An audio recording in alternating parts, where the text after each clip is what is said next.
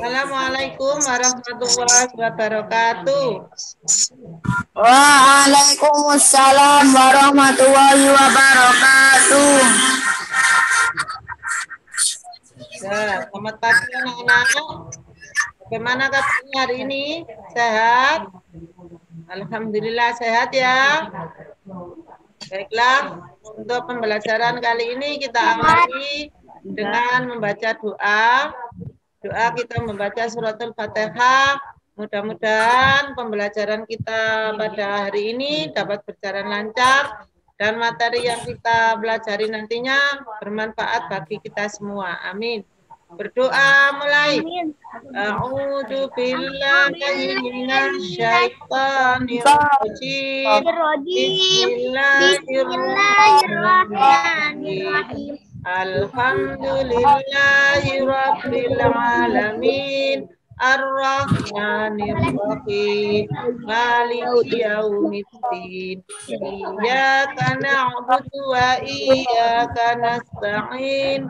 Ihdinas siratal mustaqim. Siratal ladzina an'amta 'alaihim. Ghairil maghdubi 'alaihim waladdallin.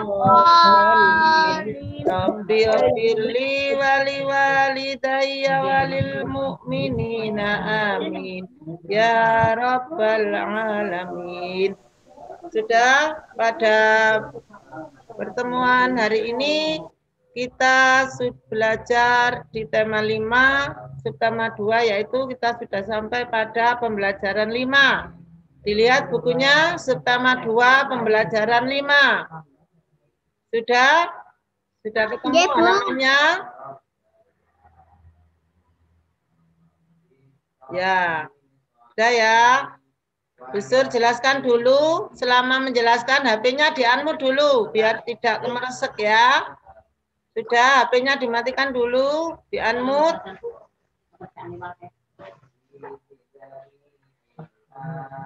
Bu, pelajaran apa, Bu?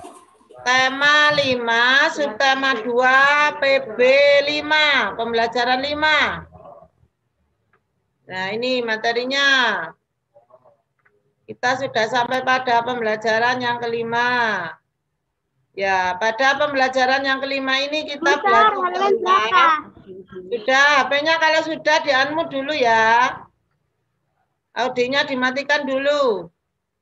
Hubungan makhluk hidup dalam ekosistem. Kita masih belajar tentang ekosistem. Ya, makhluk hidup bergantung pada komponen-komponen dalam satu ekosistem. Kemarin sudah belajar tentang rantai makanan. Untuk lebih memahaminya, di sini ada teks bacaan tentang hubungan makhluk hidup dalam ekosistem. Dalam suatu ekosistem, kehidupan makhluk hidup itu bergantung dengan lainnya. Contohnya, manusia memerlukan tumbuhan dan hewan, sedangkan tumbuhan dan hewan juga memerlukan manusia. Makhluk hidup juga bergantung pada komponen tak hidup, yaitu abiotik. Dalam suatu komponen kehidupan ada yang dinamakan abiotik dan ada yang dinamakan biotik. Pada pembelajaran yang lalu kita sudah belajar tentang abiotik dan biotik. Kalau biotik itu komponen dari makhluk hidup. Kalau abiotik dari makhluk tak hidup. Kalau dari komponen yang tak hidup atau abiotik yaitu seperti tanah, udara, air, dan matahari untuk mendukung kehidupannya. Hubungan saling membutuhkan tersebut dapat dilihat dari rantai makanan pada gambar berikut. Coba perhatikan, ini gambar rantai makanan yang kemarin telah kita pelajari bersama. Di sini ada produsen, yaitu pohon padi. Kemudian ada tikus sebagai konsumen ke-1, ada ular sebagai konsumen kedua, ada burung elang sebagai konsumen ketiga, dan di sini ada pengurai, yaitu bakteri dan jamur. Nah, dari beberapa komponen ini saling berhubungan.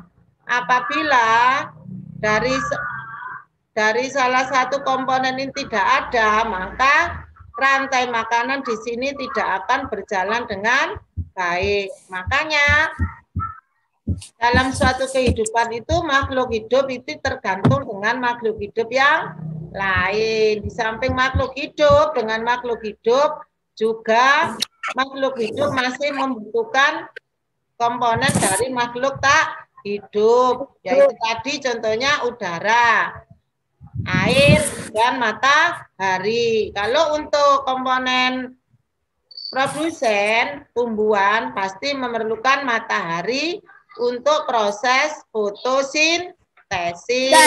Ya. Kemudian kalau udara, air juga dibutuhkan dari masing-masing komponen di sini. Teko juga memerlukan air, ular, burung, ya, pengurai, jamur. Kalau tidak ada air kering, mereka tidak akan bisa hidup. Ya, kalau tumbuhan di samping membutuhkan air, mereka juga membutuhkan matahari. Ya, ini yang dikatakan bahwa komponen dalam kehidupan saling bergantung dengan yang lain, tidak bisa terlepas salah satu. Ya, semua saling berhubungan. Nah, pada gambar rantai makanan di atas dijelaskan bahwa terjadi proses makan dan dimakan oleh berbagai makhluk hidup.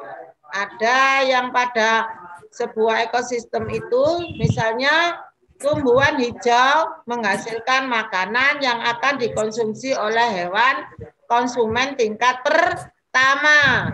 Pada gambar rantai makanan tadi, tumbuhan hijaunya atau sebagai produsen tadi tumbuhan apa anak-anak?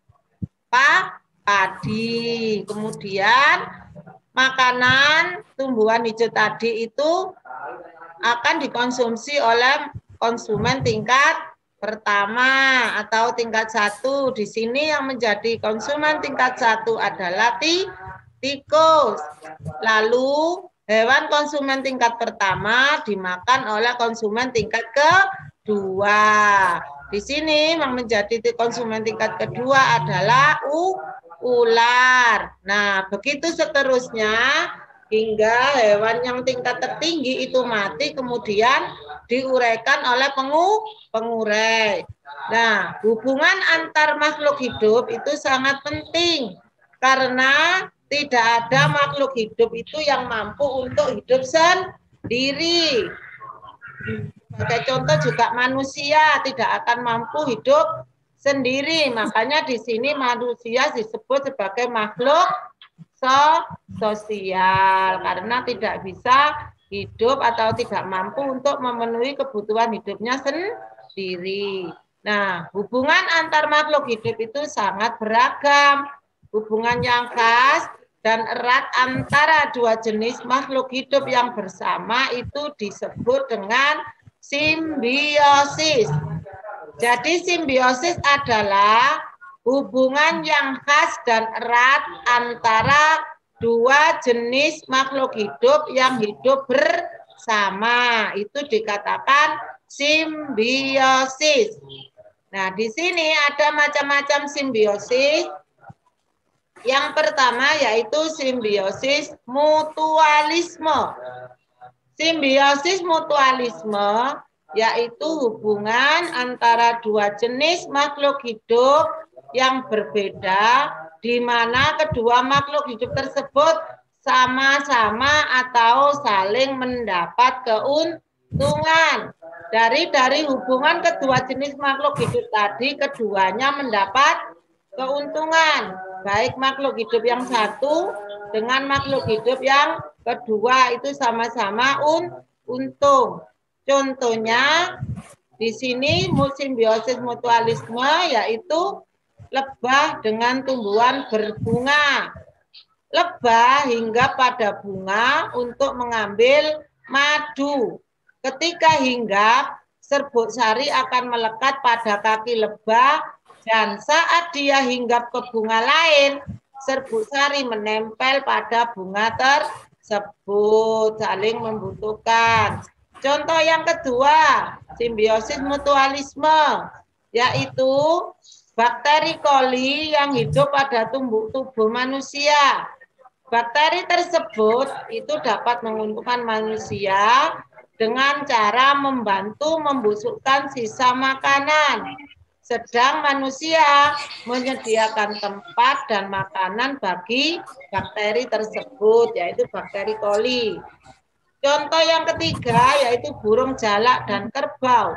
Kerbau mendapatkan keuntungan karena kutunya berkurang, sedangkan burung jalak mendapatkan makanan, yaitu kutu. Jadi keduanya saling-saling beruntung.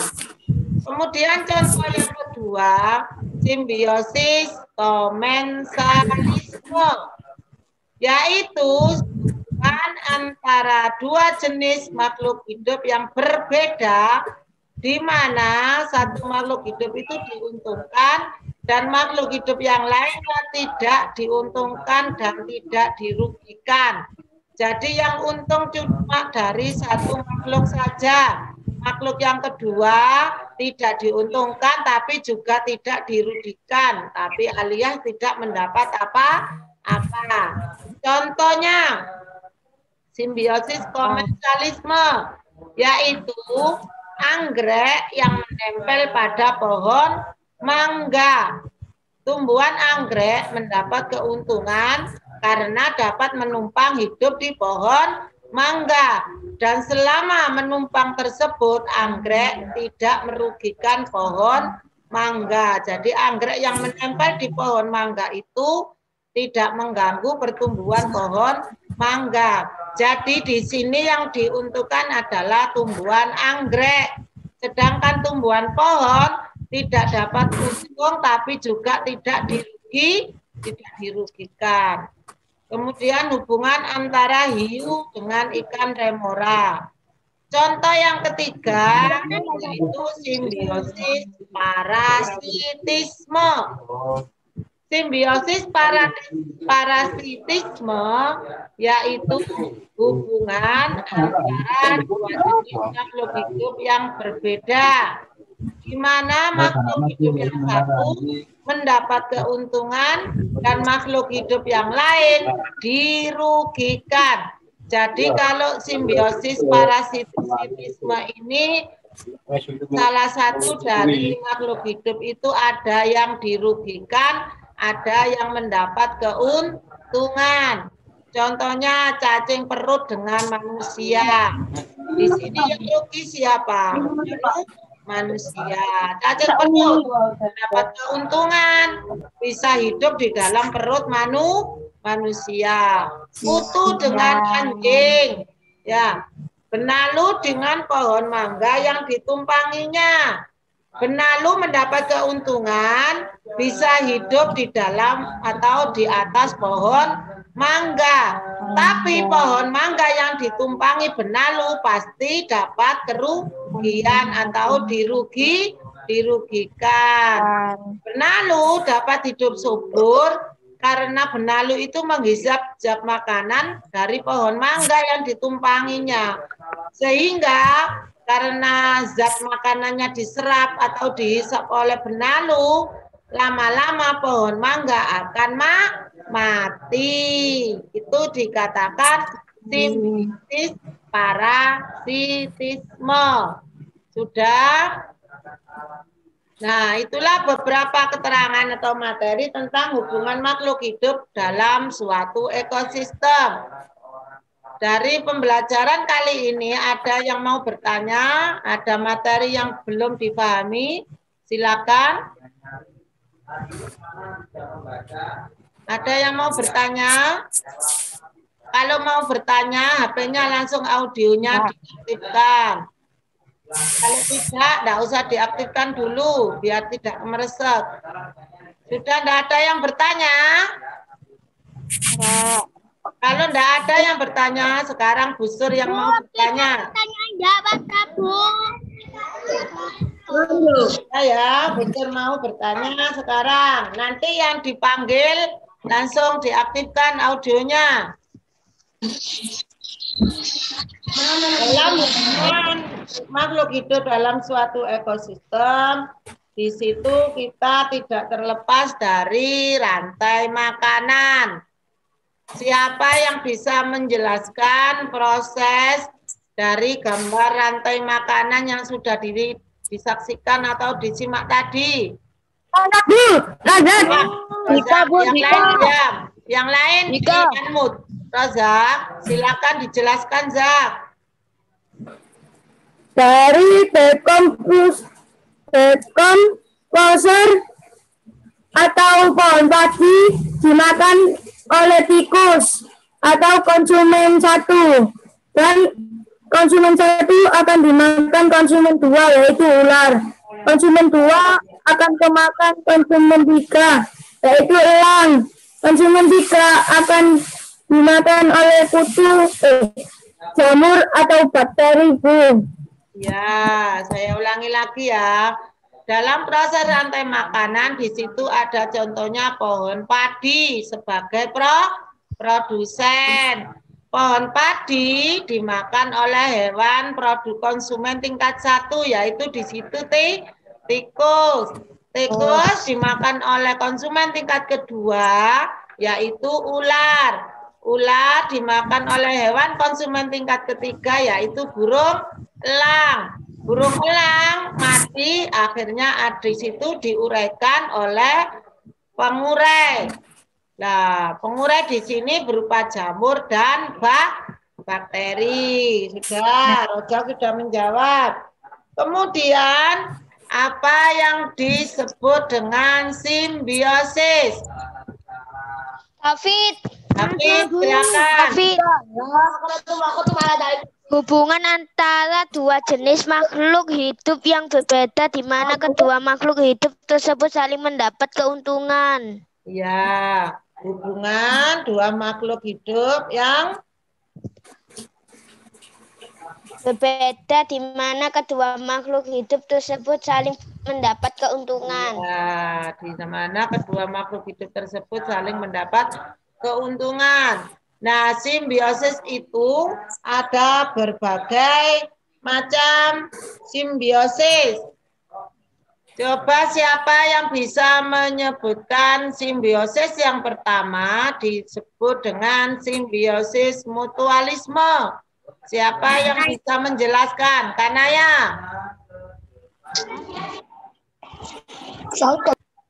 Yaitu hubungan antara dua jenis makhluk hidup yang berbeda.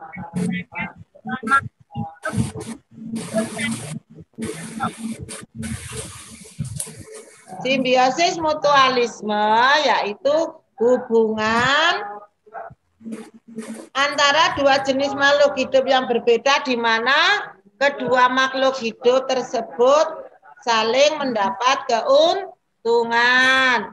Sudah, yang lain, siapa yang bisa menyebutkan simbiosis mutualisme? Dika, Bu, Dika. Lebah dengan tumbuhan berbunga. Ya. Bakteri coli yang hidup. Sudah? Yang lain? Bu Zain. Tumbuhan bunga, bakteri coli yang hidup di pada tubuh manusia. Kemudian burung jala dan yang tidak dipanggil, di-unmute dulu nak, biar tidak mengganggu temannya yang lain.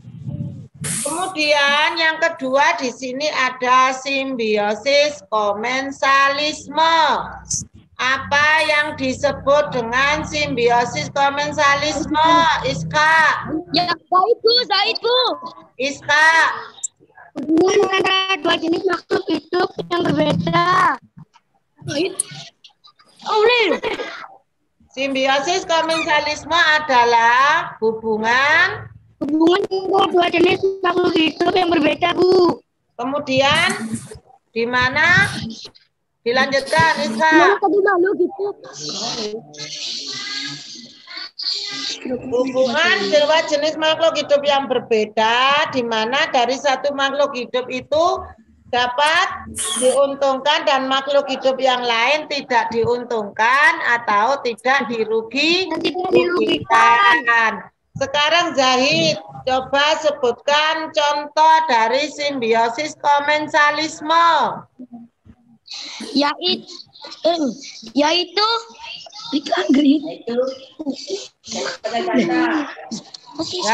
hubungan antara dua jenis makhluk hidup yang berbeda, di mana makhluk hidup yang satu mendapat caca untungan makhluk hidup yang lain. Kemudian contohnya Zahid, contohnya Cacing perut dengan manusia. Cacing Zahid. Kutu dengan anjing. ya di situ. Itu contoh, kalau kutu dengan anjing, Zahid, itu contohnya parasitisme. Busur tadi memberikan contoh yang komensalisme. Naswa, contoh simbiosis komensalisme. Begini. Anggrek yang menempel pada pohon mangga. Ya, terus? Hubungan antara hiu dan ikan remora. Ya, kemudian contoh simbiosis yang ketiga, yaitu simbiosis parasitisme. Coba Akila. Zatul. Bismillahirrahmanirrahim. Akila. Zatul, Bu.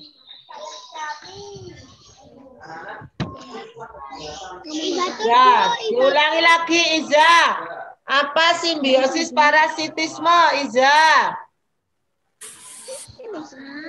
Yaitu hubungan antara dua jenis makhluk hidup yang lain dirugikan. Ya, yang satu mendapat keuntungan, yang lainnya dirugikan. Nur Hasanah, coba sebutkan contoh simbiosis parasitisme. Nur.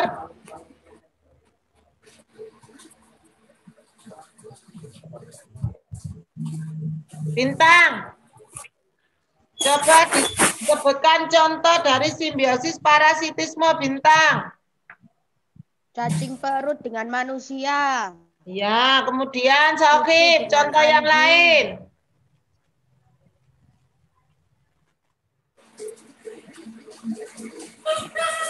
Sokib. Talita. Sebutkan contoh dari simbiosis parasitisme selain cacing perut dengan manusia, apalagi? Kutu dengan anjing. Ya, kutu dengan anjing. Terus Kip, mana Kip suaranya Kip?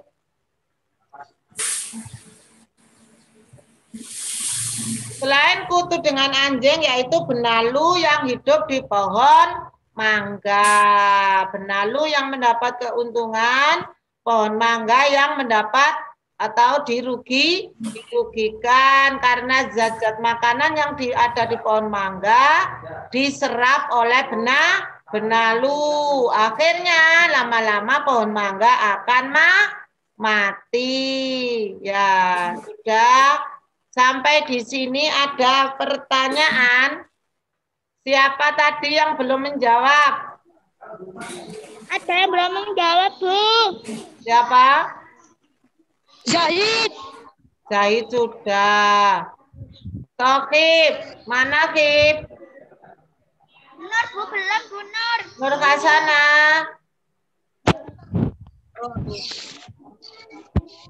Semua tadi di sini sudah menjawab, tinggal Nur Kasana sama Sokib. Ya, Nur Kasana sama Sokib belum menjawab. Nanti tugasnya yang dua, coba perhatikan. Nur sama Sokib ditulis di buku tulis.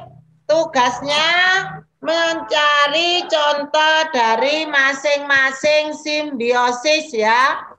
Jadi contohnya bisa dikerjakan memakai kolom seperti pada LKS halaman 53. Coba Belum, Bu.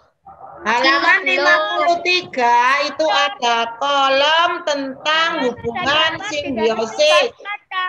Jadi anak-anak, Sokib sama Nur Hasanah mengerjakan nama simbiosis mutualisme. Contohnya apa? Ya, dibuat Sama kolom ya, Akila, Bu, Sokib. belum. Sudah? Sama Akila, Bu, belum. Akila tadi belum menjawab. Belum. Tadi tidak menjawab ya?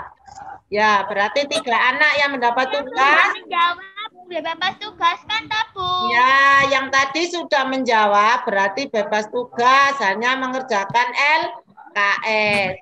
Yang 3 anak, Indah Akila, Sokib, dan Nur Hasanah mencari contoh macam-macam simbiosis.